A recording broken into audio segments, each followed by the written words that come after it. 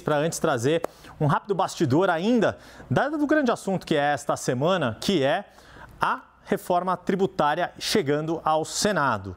E por que isso é importante? Todos os interesses, claro que a gente já viu na semana passada se dando as caras e se fazendo valer a sua força na Câmara, mas agora é a vez do Senado. E o Senado quer um debate, uma tramitação ágil da reforma tributária. O que significa isso? Isso significa que Rodrigo Pacheco, presidente do Senado, está praticamente decidido, vai consultar lideranças, a gente já falou no começo aqui do jornal, mas ele está muito propenso a querer que a reforma tributária tramite apenas na Comissão de Constituição e Justiça, que é a comissão obrigatória. Há uma pressão grande, assim, de diversos senadores para que ela também passe pela Comissão de Assuntos Econômicos. E aí você vai falar, como que uma reforma tributária não passa pela comissão que tem no seu nome assuntos econômicos? Pois é. O que acontece é que dá para uma comissão se juntar na outra, por exemplo, promovendo audiências públicas. Dá para ser feito de forma conjunta. E para essa estratégia dar certo, existe uma questão crucial, que é o alinhamento de Rodrigo Pacheco, atual presidente do Senado, com o seu antecessor, o ex-presidente do Senado e presidente da Comissão de Constituição e Justiça, senador Davi Alcolumbre, do União Brasil do Amapá. A gente sabe, Davi Alcolumbre teve uma influência forte na montagem do governo, tem um poder capital político bastante importante, chegou inclusive a ter o seu nome entre os cotados para ser o próprio relator da reforma tributária. Agora, se vingar esse plano de fazer a comissão andar, só a CCJ cuidar dessa tramitação, Davi Alcolumbre já vai ter por si só, como presidente da comissão, o poder de ditar o ritmo dessa tramitação. Seria demais ele ficar também com a relatoria. Há resistência? Há, mas há defensores. Daqueles nomes que a gente falou, cogitados também, cotados também para a relatoria, Otto Alencar, por exemplo, é um que acha que basta ir pela Comissão de Constituição e Justiça, porque a temática econômica já foi discutida pelo trabalho da Câmara dos Deputados e que isso também pode ser feito por outros caminhos que não necessariamente uma tramitação mais longa. Não vai ser batalha fácil, não é vitória garantida.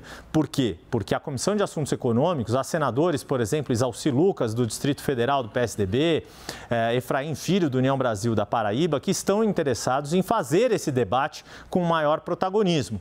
Falam até em criar um grupo de trabalho dentro da Comissão de Assuntos Econômicos. Já existe um na Comissão de Constituição e Justiça que já começou a trabalhar na reforma tributária. Mas o fato do presidente do Senado e o presidente da CCJ quererem agilizar essa tramitação, e vale lembrar, Davi Alcolumbre não é só o ex-presidente do Senado, é cotado também para ser o futuro presidente do Senado na sucessão de Rodrigo Pacheco ao fim de 2024, começo de 2025. Todo esse alinhamento entre os dois, já falaram disso desde que a reforma tributária foi aprovada na Câmara, é o que a gente vai ver ao longo também dessas próximas semanas e de como o próprio governo federal vai entrar nessa discussão. Para ficar mais claro tudo isso que a gente trouxe nesses bastidores, a gente literalmente desenhou para você com a ajuda do Guilherme Sete e vai aparecer aqui no nosso telão, que são os próximos passos da reforma tributária. Eu vou passar para o lado de lá enquanto o Edu Petrer vai encher a tela, que vai ficar mais fácil de explicar tudo isso, mas a grande questão é chegar no Senado e ser definido este relator. E aí, quais são as possibilidades que vão dar ruído nessa história? Primeira delas, se vai ou não vai passar pela Comissão de Assuntos Econômicos que a gente estava falando.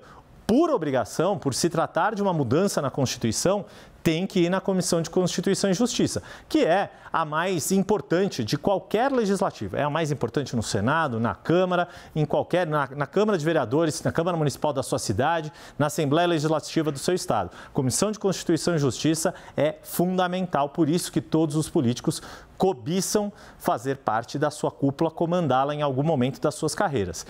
Tem a possibilidade desse tipo de emenda constitucional passar por uma comissão especial? Tem, mas é talvez a possibilidade mais improvável, a não ser que haja uma grande pressão dos líderes partidários para fazer com que isso aconteça. Resolvido todo esse imbróglio de quem vai ser o relator, quem vai conseguir fazer as costuras com as várias forças do Senado, e tem um aspecto importante nessa discussão. Lá na Câmara, cada estado tem um número de deputados proporcional à sua população. Então, o estado de São Paulo, onde a gente está aqui na sede da CNN, maior população do estado do Brasil entre os estados, tem 70 deputados federais. É a maior bancada estadual na Câmara dos Deputados. Estados menores, como Roraima, que é o que tem a menor população, tem 8 deputados. Vários outros estados com uma população um pouquinho maior, mas ainda dentro daquele limite mínimo, tem 8 deputados. No Senado a coisa é diferente. Cada estado tem 3 senadores, não importa o tamanho da sua população, não importa o tamanho da sua economia, ou seja, a disputa federativa, por isso o Senado é chamado a Casa da Federação, fica mais exacerbada. E aí é lá no plenário do Senado que a coisa ganha esse contorno todo dos 27 estados com seus representantes, a depender do alinhamento de governadores com os seus senadores. Isso vai pesar bastante. E a gente já mencionou também, mas não custa lembrar. Dependendo do nível de alteração que o Senado fizer na proposta de reforma tributária, ela pode ter que passar de novo pela Câmara dos Deputados antes de ser promulgada. Quem promulga uma emenda constitucional é o presidente do Congresso, Rodrigo Pacheco, e ele tem pressa para fazer isso. Quer fazer ainda este ano para encerrar o ano de 2023 entregando esta proposta pronta, até para a gente lembrar que a reforma tributária volta-se apenas em relação a tributos de consumo, né? Quando você contrata um serviço, você vai no cabeleireiro, ou você contrata alguém para limpar a sua casa, ou você compra uma televisão para ver a CNN na sua tela, compra um computador para ver a gente no YouTube, tudo isso paga tributo sobre consumo. Mas a gente lembra, e Gustavo Uribe, nosso colega que também abrilhantou o 360 no fim de semana, ele trouxe essa informação que Bernardo Api também confirmou para a gente. O governo quer mandar aquela parte da reforma sobre patrimônio e renda ainda neste ano. Os outros projetos de lei complementares, a gente falou bastante deles, sobre o cashback, sobre a divisão do Fundo Constitucional, como é que ele vai ser composto, o Conselho Federativo e tudo mais, isso depende de outras legislações, de outros projetos de lei que o governo deve já trabalhar ao longo desse segundo semestre, mas deve mandar de fato para discussão no Congresso na semana que vem.